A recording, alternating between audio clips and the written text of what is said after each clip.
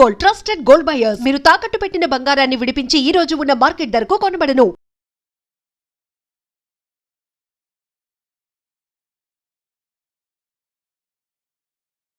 నమస్కారం, welcome to I dream. ధర్మ మార్గం విత్ విజిత కార్యక్రమానికి స్వాగతం. ప్రస్తుతం మనతో పాటు ఉన్నారు ప్రముఖ జ్యోతిష్యులు ఆచార్య సంకేత శర్మ గారు. ఇప్పుడు వారితో మాట్లాడి మరిన్ని విషయాలు తెలుసుకుందాం. మనకున్న సందేహాలన్నింటినీ కూడా నివృత్తి చేసుకునే ప్రయత్నం చేద్దాం. నమస్కారం అండి. నమస్కారం. శివార్పణం. సాధారణంగా హిందువులంతా ఒకటే. హిందువులకు సంబంధించిన ధర్మాలు గాని, శాస్త్రాలు గాని, ఆచారాలు గాని ఒకటే విధంగా ఉంటాయని అనుకుంటాం.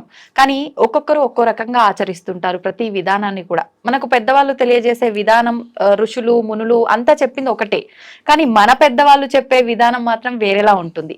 మనం పాటించే విధానం కూడా వేరేలా ఉంటుంది. ఎందుకని ఇలా ఉంటుందంటారు? ఈ రెండింటి మధ్య వ్యత్యాసం ఏంటంటారు? శాస్త్రానికి ఆచారానికి చాలా తేడా ఉంటుంది.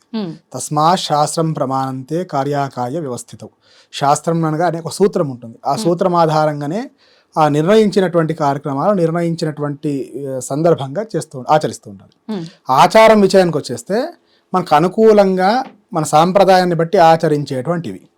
ఉదాహరణకు చెప్తే సత్యనారాయణ స్వామి వ్రతం మనం చేస్తుంటాం ఇళ్ళలో, ప్రతి ఇంట్లో జరిగేటువంటిది. ఈ తీర్థయాత్రలు చేసినప్పటికీ, పూర్వకాలంలో తీర్థయాత్రలు చేసినప్పటికీ వ్రతం చేసేది. ఇంట్లో శుభకార్యం చేస్తే తప్పకుండా వ్రతం చేయాల్సిందే. పూర్వకాలంలో ఒక ఉదాహరణ చెప్తాను మీరు అడిగినటువంటి విషయానికి. పూర్వకాలంలో ఒకరింట్లో నిత్యం సత్యనారాయణ వ్రతం చేసేదట. సంవత్సరానికి ఒకసారి, ప్రతి సంవత్సరం చేసేది కార్తీక మాసం. అట్లాగే ఇంకా ఓపిక ఉంటే ప్రతి మాసం కూడా చేసుకుంటూ వచ్చారు. అట్లా ఒక సందర్భంలో వాళ్ళకి చాలా వ్యవసాయదారు కుటుంబం, చాలా పాడి విశేషంగా ఉండేది. పాడి ఉంటే పాలు, పెరుగు, ఇంట్లో వెన్న, నెయ్యి ఇట్లాంటివి బాగా విశేషంగా ఉండేటువంటివి. ఆ ఇంట్లో పిల్లి తిరుగుతూ ఉండేది. సో ఈ సహజంగా ఇవి ఉన్నాయంటే ఆ వాసన పిల్లి వచ్చేస్తుంది. సో వీళ్ళు వ్రతంకి అంత సిద్ధం చేసుకున్న తర్వాత ఆ ఇంట్లో యజమాని ఏం చేసేవాడంటే పిల్లిని పట్టుకోవచ్చు జాగ్రత్తగా ఒక గంప కింద పెట్టి, ఆ గంప దానిపై బోర్లేసి ఒక రాయి పెట్టి శ్రద్ధగా కూర్చొని వ్రతం చేసుకుంటూ వచ్చాడు. లేకుండా సో అట్లా వ్రతం చేసుకుంటూ వచ్చాడు. కానీ కాలక్రమంలో ఏమైంది, తాతగారు చేసినటువంటి సందర్భంలో, అంటే యజమాని చేసినటువంటి సందర్భంలో అది అట్లాగే ఉంది. ఆ తండ్రి వయసు వచ్చేంత వరకు, వాళ్ళ అబ్బాయి వ్రతం చేసే వరకు ఆ ఇంట్లో పాడి ఉంది. కానీ ఈ తర్వాత వచ్చేసరి వరకు ఆ అబ్బాయితో కాస్త వేరే నగరానికి వెళ్ళి ఉద్యోగరీత్యా చేసుకుంటున్నాడు. మీలాంటి వారు ఒకరు అడిగారు, ఏమిటయ్యా ప్రతి సంవత్సరం ఇంట్లో వ్రతం చేసేట మీ తాతగారి నుంచి వచ్చేటువంటి ఆనవాయితట, ఈ సంవత్సరం మీరు ఎందుకు చేయట్లేదు? అదేంటి చాలా సంవత్సరాలు, మీ పెళ్ళి 10 సంవత్సరాలు అవుతుంది, ఎప్పుడు కూడా వ్రతం చేసినట్టు కనిపించలేదు, కనీసము వినలేదు అంటే, మా తాతగారు వ్రతం చేస్తే అండి పిల్లిని తీసుకొచ్చి ఒక గంప కింద పెట్టి కూర్చొని వ్రతం చేసేవాళ్ళు, ఆ పిల్లి నాకు ఇప్పుడు దొరకట్లేదు, అందుకే నేను మానేశాను అని చెప్పారు. వ్రతం చేయడం మానేశాడు. సో అక్కడ చేసినటువంటి సందర్భం ఏమిటి, వీరికి అంతే కదా, ఇప్పుడు కూర్చుంటే శ్రద్ధ లేకుండా ఉంటుంది. ఒకవేళ వ్రతం అనగానే పిండి వంటలు ఉంటాయి, ప్రసాదాలు ఉంటాయి, పాయసం ఉంటుంది, ఎక్కడ అది తింటే ఏమవుతుంది, మళ్ళీ ప్రసాదం పెట్టడానికి అవకాశం లేదు. వాడికి వేరే ఆహారం ఏర్పాటు చేసినప్పటికీ పిల్లి వాసన తాకినా మనం తినకూడదు అనుకుంటాం కనుక అట్లా చేసేది. శ్రద్ధ కలగాలి, స్వామివారిపై మనసు లగ్నం చేసి పూజ చేసుకోవాలనే భావంతో చేసేవాడు. కానీ ఇప్పుడు ఏమైంది అంటే అదే ముందుకు వచ్చింది, ఆచారం అంటుంది దీన్ని మనం. అది శాస్త్రం అయితే ఏంటి, ముందుగా పొద్దున్న లేవని చెప్పారు, అభ్యంగనం చేయమని చెప్పారు. స్వామి నీ వ్రతం చేయడానికి నాకు అవకాశం కల్పించవయ్యా అని చెప్పేసి, నా భారం అంతా నీపై వేస్తున్న స్వామి ఓ సత్యదేవ నమస్కారం చేసుకోమన్నారు. రాత్రి ప్రారంభ కాలంలో వ్రతం చేయమన్నారు. రాత్రి ప్రారంభ కాలంలో ఎందుకు చేయమన్నారంటే ఉదయం నుంచి చేసేటువంటి సందర్భంలో మనం ప్రతి కార్యంలో కూడా ధర్మం ఆచరిస్తుంటాం, ఆ ధర్మం మాట్లాడడం, అబద్ధం చెప్పము. మనం చూడండి, గుడికి వెళ్ళి వస్తున్నప్పుడు కానీ గుడికి వెళ్ళేటప్పుడు ఏమనుకుంటామంటే, గుడికి వెళ్తున్న తప్పు మాట్లాడదు, ఒక తప్పు మాట్లాడే సందర్భంలో స్కిప్ చేస్తూ ఉంటాం. కనుక దైవ చింతన రోజంతా అవుతుంటుంది. స్వామి వ్రతం చేసుకుంటున్నామంటే, సాయంత్రం వ్రతం చేస్తామంటే పాడు పనులు చేయం, ఇతర విషయాలు మాట్లాడడం. సో ఒక ధర్మ మార్గంలో జీవనం కొనసాగిస్తాం. అందుకే ఒక రోజంతా స్వామిని స్మరించు ప్రదోష కాలంలో వ్రతం చేయమని చెప్పారు. అలా వ్రతం చేయమంటే, వ్రతం చేసినప్పుడు సందర్భంలో గణపతి పూజ చేయమన్నారు, గణపతి పూజ చేయమన్నారు. ఆ తర్వాత ఇంద్రాది అష్టదిక్పాలకుల్ని, నవగ్రహ దేవతల్ని, పార్వతీ పరమేశ్వరుల్ని, లక్ష్మీనారాయణని, వాణి బ్రహ్మల్ని ఆరాధన చేయమన్నారు. ఆ తర్వాత స్వామివారిని అభిషేకం చేసి శ్రద్ధగా కథ శ్రవణం చేయమని చెప్పారు.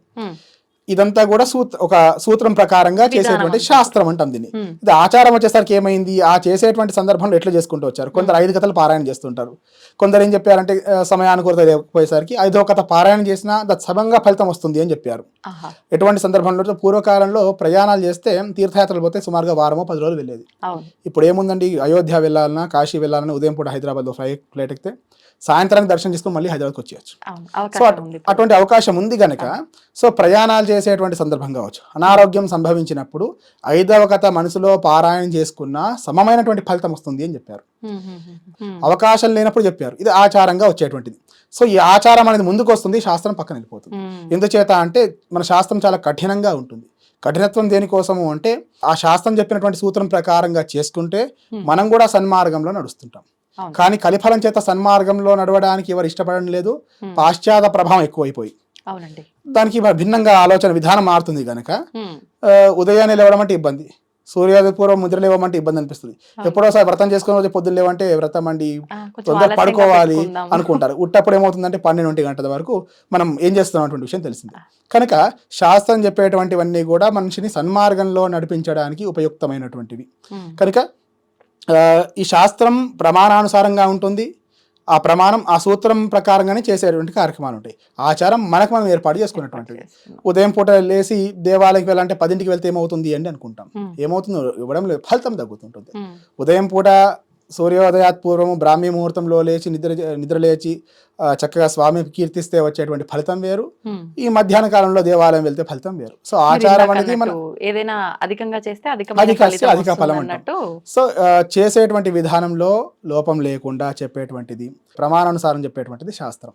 ఆచారం అంటే మనకు మనం ఏర్పాటు చేసుకున్నది ఆచారం. ఇప్పుడు చాలా వరకు మేము పలానా పూజ చేసాం, పలానా హోమం చేసాము, కానీ మార్పు ఏమీ లేదు, ఉన్న ఇబ్బందులు ఉన్నట్టుగానే ఉన్నాయి, ఫలితం లేదు అంటుంటారు కదా. చాలా మంచి ప్రశ్న. ఇప్పుడు మీరు ఈ శాస్త్రం ని ధిక్కరించి ఆచారాన్ని ఫార్మెట్ ని ఫాలో అవటం వల్లే ఇది జరగట్లేదు. ముహూర్తం అని చెప్తాను, చాలా సులభమైన విషయం చెప్తాను మీకు. ముహూర్తం వివాహ ముహూర్తాలు అనుకోండి, ఉదయం 10:42 అభిజిత్ లగ్న పుష్కరాంశ ముహూర్తం అని చెప్పి పత్రిక రాసుకుంటాం. పంతులు గారు ముహూర్తం జాగ్రత్తగా రాయండి ముహూర్తం అని చెప్పేసి అప్పుడున్న ఉత్సాహం పెళ్లి చేసేదాంట్లో ఉండదు. ఎందుకు ఉండదు అంటే ఫస్ట్ అబ్బాయి మండపంలో వచ్చినప్పటి నుంచి ఎదుర్కొన్నప్పటి నుంచి అక్కడ గంట సేపు కాలక్షేపానికి డాన్సులకే పోతుంది. సరే అబ్బాయి వచ్చి కూర్చున్నాడా పీటల్లో అంటే అమ్మాయి మేకప్ అవ్వదు 2 గంటల వరకు. విమర్శని కాదు, సహజంగా జరిగేటువంటి విషయాన్ని చెప్తాను, చిత్రీకరిస్తున్నాను అంతే. అదంతా వచ్చిన తర్వాత ఆ హడావడి మీద అంతా కూడా ఫోటోల మీద ఉన్నటువంటి ధ్యాస, అంటే మంత్రోక్తంగా చెప్పేటువంటి ఈ పూజా విషయాల మీద శ్రద్ధ ఉండదు. సరే వచ్చిరనుకోండి, నిజంగానే యజమానికి ఉంది శ్రద్ధగా చేస్తుంటే మధ్యలో కావాల్సినటువంటి విఐపి హడావిడి ఎక్కువ ఉంటుంది. వారు రాగానే వీళ్ళు లేచి ఇవ్వడం, వారితో ఫోటోలు దిగడం, ఆలోపు ముహూర్తం దాటిపోవడం. ఒక కారణమని కాదు, అనేక కారణాల చేత ఇబ్బంది పడుతుంది. ముహూర్తం లోపం జరిగినప్పుడు వచ్చేటువంటి ఇబ్బందులు అనేకం. ఇప్పుడు ముహూర్త విషయాన్ని మనం చెప్పుకుంటే ఉదయాన్నే లేచారు, పొద్దున్నే లేచారు, టిఫిన్ చేసుకున్నారు, 8 టిఫిన్ చేశారు, మధ్యాహ్నం భోజనం చేశారు, రాత్రి 8 భోజనం చేశారు, రోజంతా బాగుంది. ఉదయాన్నే లేవండి, లేచిన తర్వాత 8 భోజనం చేయండి, ఏమవుతుంది ఆ తర్వాత అంతా శరీరం అంతా కూడా నీరసపడిపోతుంది. ఎందుకు ఎక్కువ తిన్నా అంతే కదండి. ఆ తర్వాత ఏం చేస్తారంటే ఉత్తర కార్యక్రమాలు అంటే తర్వాత చేయాల్సినటువంటి కార్యక్రమాలు సరిగ్గా చేయలేము మనం. సో ఆ టైంకి ఏం చేయాలి, ఏదో అవసరం. ఒకవేళ మధ్యాహ్నం పూట టిఫిన్ చేశారనుకోండి, అది సరిపోక ఏం చేస్తాము, యాక్టివ్నెస్ ఉండదు. సో ఏ సమయానికి ఏం చేయడం అనేది ముహూర్తం. ఉదాహరణ లౌకిక భాషలో చెప్పాను మీకు. సో ఏ టైంకి ఏం చేయాలి, ఆ ముహూర్త ప్రాయంగా చేస్తే వచ్చేటువంటి ఫలితాలు విశేషంగా అద్భుతంగా ఉంటాయి. ఇప్పుడు మీరన్నట్టుగా ఏదైనా కారణం కావచ్చు, ఆ ముహూర్త టైం అనేది దాటిపోతుంది, కరెక్ట్గా టైంకి ఎవరు చేయట్లేదు. అలా చేయకపోవడం వల్ల ఇప్పుడు వచ్చే ఈ డివోర్స్ కానివ్వండి, ఇంతకుముందు పాతకాలంలో చూస్తే కనుక ఎవరు విడిపోయినట్టుగా ఎక్కడ వినలేదండి. వాళ్ళు కాలం చేసే వరకు ఖచ్చితంగా జంటగా ఉన్న వాళ్ళనే చూసాం, ఇప్పటికీ ఉన్న వాళ్ళు ఉన్నారు. కానీ ఇప్పటి కాలంలో వాళ్ళు పెళ్ళైనాక నెల, 2 నెలల, 3 నెలల, 4 నెలల, అసలు ఎప్పుడు విడాకులు తీసుకుంటున్నారో అసలు చెప్పలేము, ఇంకా ఎక్కువైపోయింది సంఖ్య. ఇది ముహూర్త ప్రకారంగా జరగకపోవడం వల్లే అంటారా, వ్యక్తిగత జాతకాల వల్ల ఏమైనా ఉందంటారా? రెండమ్మా, చాలా విశేషమైనటువంటి ప్రశ్న అడుగుతున్నారు మీరు. ఒకటి, జాతకాలు కలవని పక్షంలో చేసుకున్నటువంటి పెళ్ళిళ్ళు కూడా బాగున్నాయమ్మా పూర్వకాలంలో.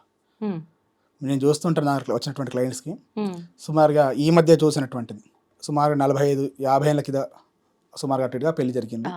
వారి ఇరువురికి జాతకాలు కలవలేవు, పిల్ల పాపలతో బాగున్నారు.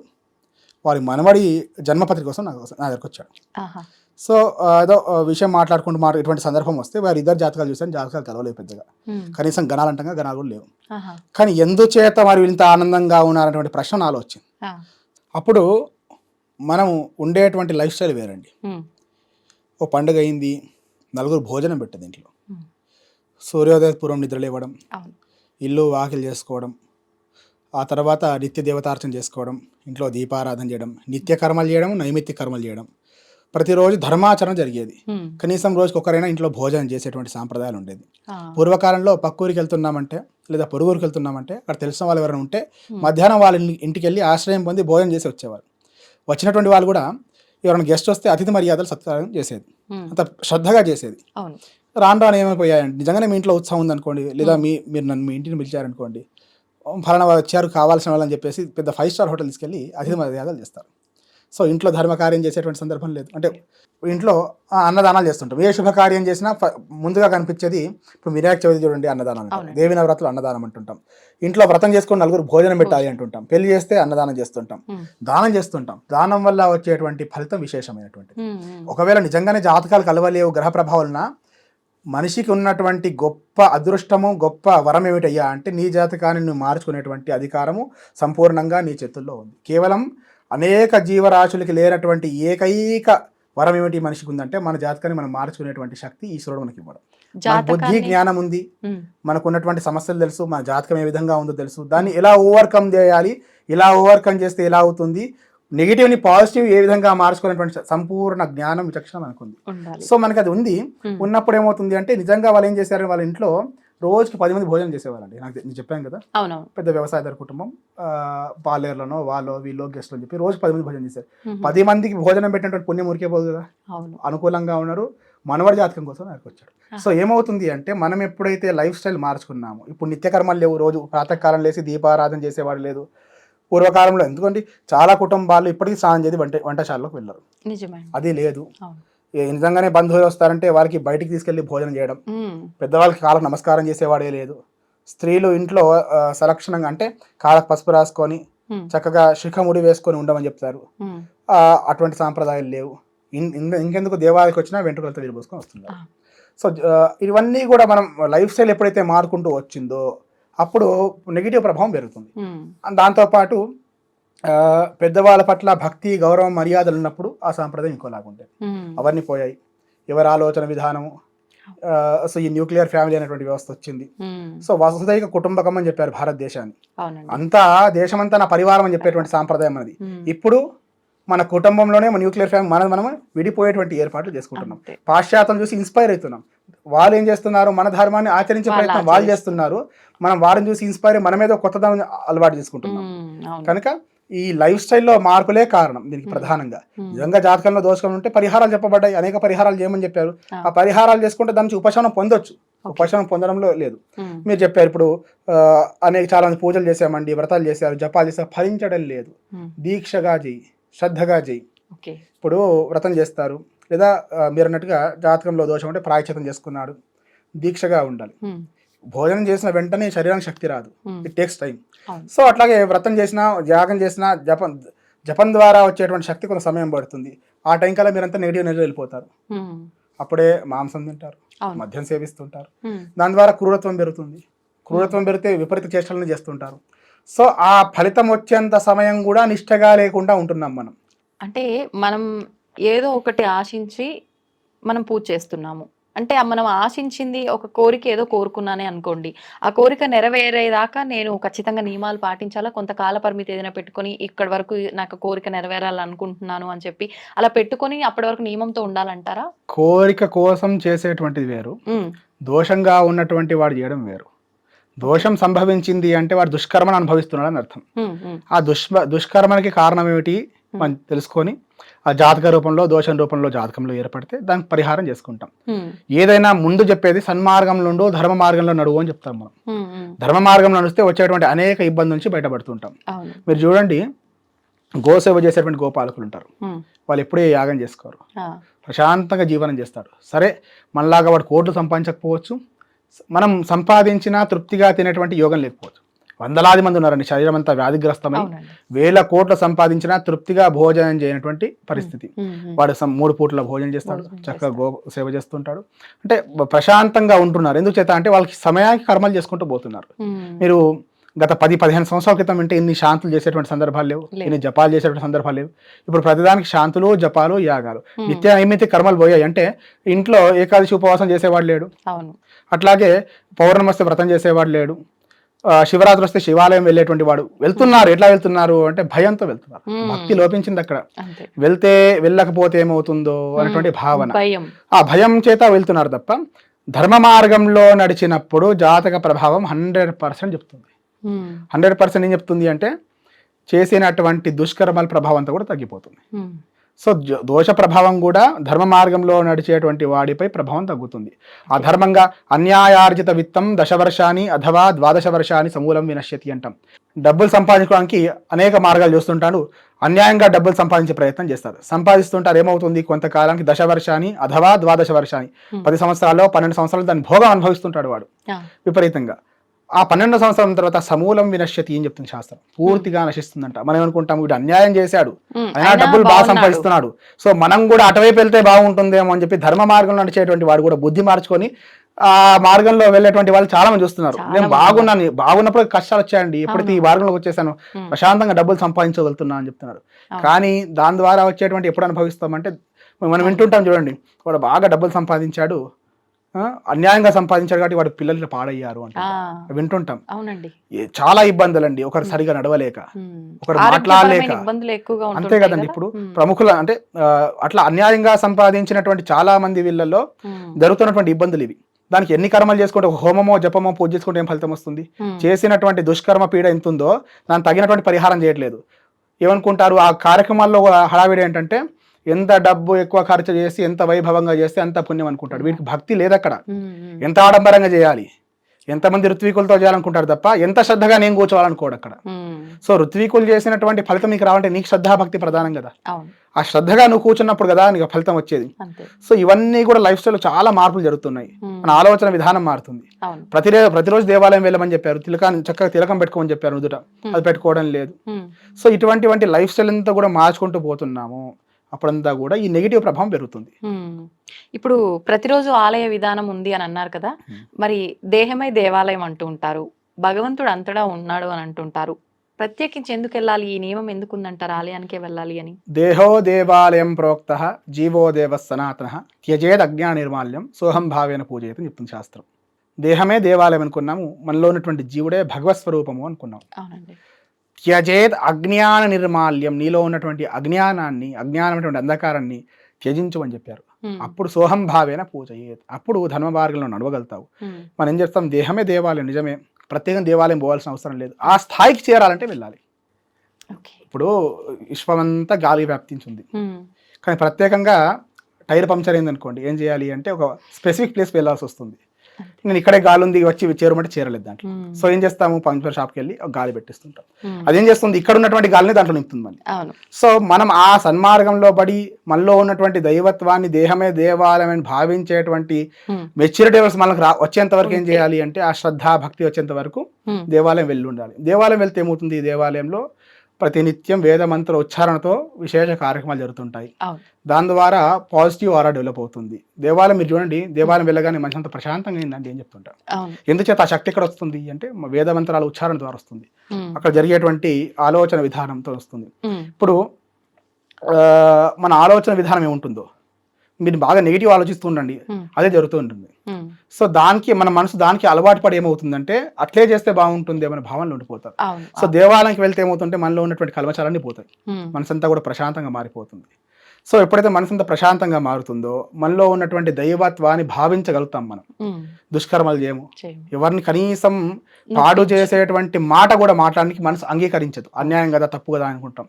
సో అటువంటి స్థితి మీకు చేరినప్పుడు, ఇప్పుడు ఒక పాత్రలో నీళ్ళు పోస్తే హంస ఏం చేస్తుందంటే నీళ్ళని పాలను వేలు చేస్తుంది.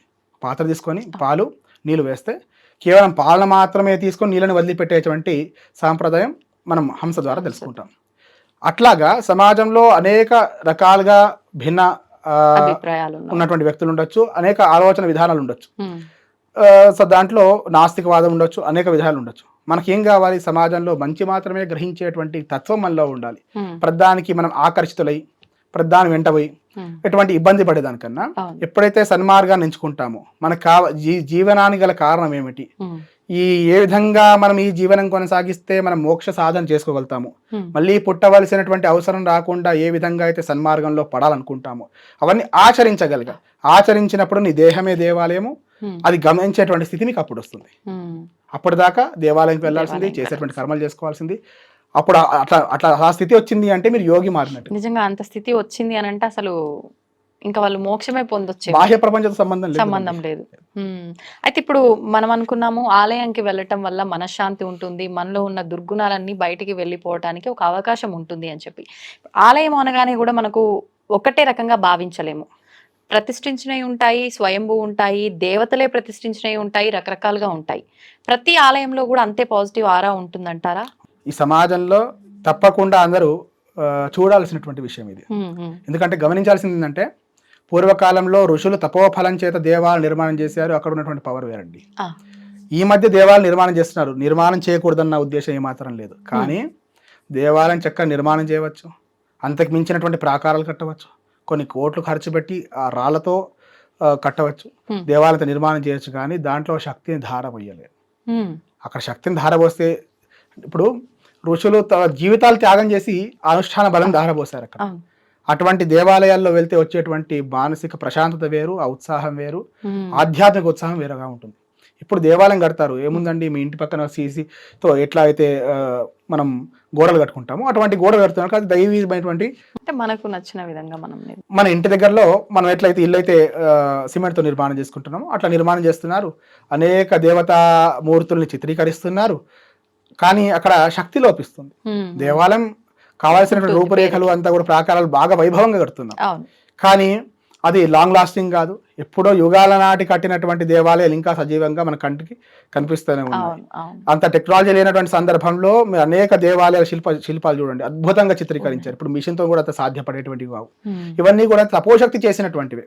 కాబట్టి ఆ దేవాలయంలో ఒక రాయి తీసుకొని దేవతామూర్తి తీసుకొచ్చి అక్కడ పెట్టారు. అప్పుడు దాంట్లో జీవం లేదు. సో ఆ ఉన్నటువంటి దేవతా లక్షణాలను బట్టి ఈ దేవాలయం ఈ దేవతామూర్తి అని చెప్పుకోగలుగుతాం మనం. ఎప్పుడైతే యంత్రానికి అనుసంధానమై ప్రతిష్ఠ చేస్తారో ప్రాణ ప్రతిష్ఠ అంటామండి. ఆ ప్రాణ ప్రతిష్ఠ చేసినప్పుడు ఏమవుతుందంటే యంత్రం ద్వారా వచ్చేటువంటి శక్తి బింబంలో జరుగుతుంది, విగ్రహంలో జరుగుతుంది. అప్పుడు దాంట్లో చైతన్యత వస్తుంది. అప్పుడు మనం చెప్పేటువంటి విషయాన్ని స్వామి గ్రహించి మనకు అనుగ్రహించేవాడు అవుతాడు. ఇప్పుడేమవుతుంది, అసలు మన దగ్గరే శక్తి లేదు, సాధన చేసేటువంటి ఓపిక అసలే లేదు, మన యంత్ర స్థాపన చేయట్లేదు చేస్తున్నారు, కానీ దాంట్లో శక్తి ఎక్కడిది అని నేను అంటున్నాను. సో కాస్మిక్ పవర్ ని గ్రాస్ప్ చేసుకోగలగాలి యంత్రం అనేది. సిమ్ కార్డ్ చూడండి, వెనకాల ఒక చిన్నగా రాగి రేకుంటుంది. ఏం చేస్తుంది అంటే శాటిలైట్ ద్వారా వచ్చేటువంటి సిగ్నల్స్ ని గ్రాస్ప్ చేసుకొని ఇస్తుంటుంది. సో యంత్రం కూడా అటువంటి కాస్మిక్ పవర్ ని తీసుకొని ఆ బింబంలో పాస్ చేసి అక్కడి నుంచి ఆ దేవతామూర్తికి చైతన్యాన్ని ఇచ్చి గర్భాలయంలో ఉన్నటువంటి దేవుణ్ణి చూస్తే మనం చెప్పేటువంటి విషయాన్ని వారు గ్రహించి మన మనసులో ఉన్నటువంటి మాటని స్వామివారి గ్రహించి సాక్షాత్ స్వామివారికి చెప్తున్నటువంటి భావంతో ఉంటాం. ఆ బింబంలో కూడా శక్తి ఉంటుంది, గ్రహించి మనకు సకాలంలో మనకున్నటువంటి కోరికలు నెరవేరుతాయి. అటువంటి అనుభవాలు వందల మందికి ఉన్నాయి. కానీ ఇప్పుడున్నటువంటి దేవాలయాలు ఇప్పుడు నిర్మించేటువంటి వాటిల్లో అవి లోపించడానికి గల కారణం ఏమిటి అంటే అంత శ్రద్ధాభక్తులతో అంత శక్తి ధారబోసి యంత్ర స్థాపన చేయట్లేదు. రెండవది ఆ చేసినంత మాత్రం సరిపోదు. మనం ఏం చేస్తుంటాం, మొబైల్ వాడుతుంటాం, ఛార్జింగ్ పెడతాం, వాడినా కొద్దీ రీఛార్జ్ మళ్ళీ ఛార్జింగ్ పెట్టి రీఛార్జ్ చేస్తుంటారు. సో దేవాలయాల్లో మాసోత్సవాలు, పక్షోత్సవాలని, మాసోత్సవాలని, ఆయనోత్సవాలని, బ్రహ్మోత్సవాలని ఇవన్నీ పెట్టారు. చేసిన సమయంలో భక్తులు వచ్చి వెళ్ళిపోయారు. అక్కడ ఏమవుతుంది అంటే కొంత పాజిటివ్ ఎనర్జీ లోపిస్తుంటుంది. సో ఇవన్నీ చేసి యజ్ఞయాగ క్రతువులు చేసి వైదిక కార్యక్రమాలను చేసి దాంట్లో మళ్ళీ పాజిటివ్ ఎనర్జీ తీసుకొస్తారు. సో అట్లా ఆ ఫస్ట్ ఇనిషియల్ స్టేజ్ లోనే పాజిటివ్ ఎనర్జీ ఎక్కువ ధార వేయలేకపోయాం. తర్వాత అసలు ఏం చేయట్లేదు, ఈ ఉత్సవాలే కనిపించకుండా పోతుంది. ఏదో దేవాలయం నిర్మాణం చేస్తున్నాం, మళ్ళీ సంవత్సరానికి ఒకసారి ఉత్సవం చేస్తున్నాం, తర్వాత పక్కన కనీసం దేవాలయం వెళ్ళి ధూపదీప నైవేద్యం పెట్టేటువంటి అర్చకుడే లేకుండా పోతున్నాడు. సో అటువంటి ఉన్నప్పుడు ఆ పాజిటివ్ ఎనర్జీ రాకుండా పోతుంది. మీరు చెప్పినప్పుడు దేవతలకి ఏం కర్మ అనేది దేవాలయ ప్రతిష్ట చేయాల్సిన సందర్భం వచ్చింది అంటే దాని ద్వారా దేవాలయాలు ఒక విజ్ఞాన కేంద్రాలుగా ఉండేటువంటివి. దేవాలయాలు అయితే నవగ్రహాలు కనిపిస్తాయి. నవగ్రహాలు అంటే మన ఎప్పుడైతే సైంటిస్ట్ చెప్పకన్నా ముందే మన సనాతన ధర్మంలో నవగ్రహాలు మనపై ప్రభావం చూపిస్తాయని చెప్పగలిగాం మనం.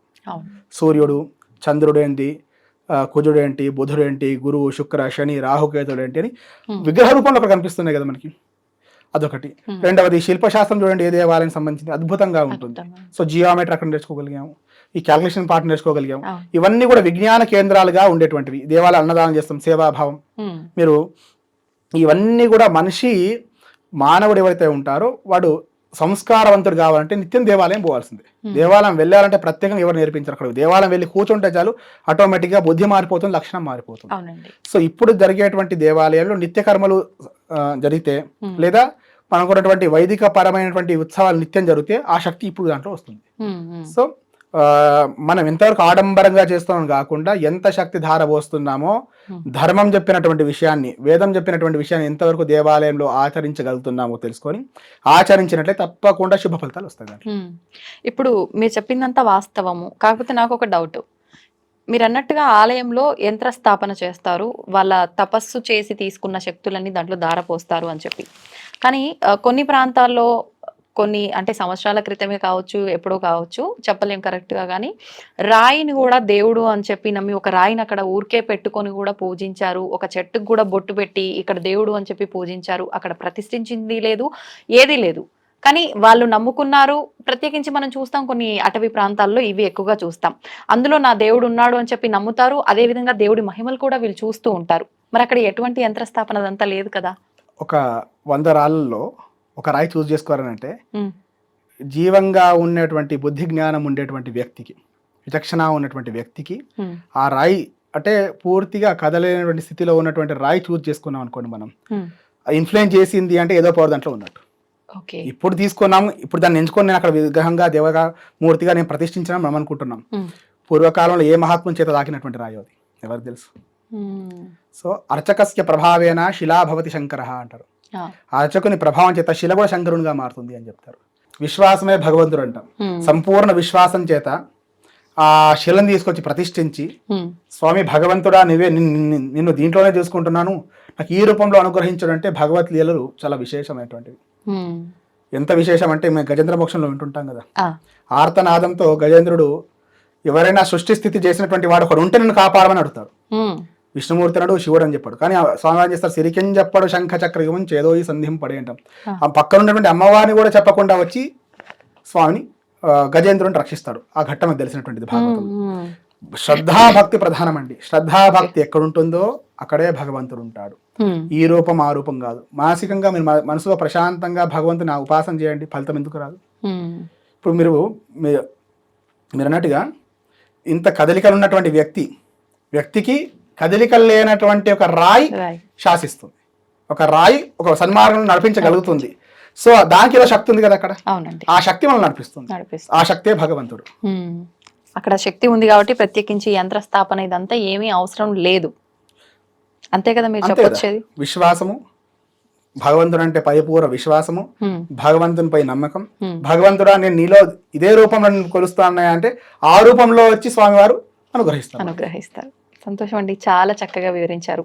ధన్యవాదాలు. నమో నమః.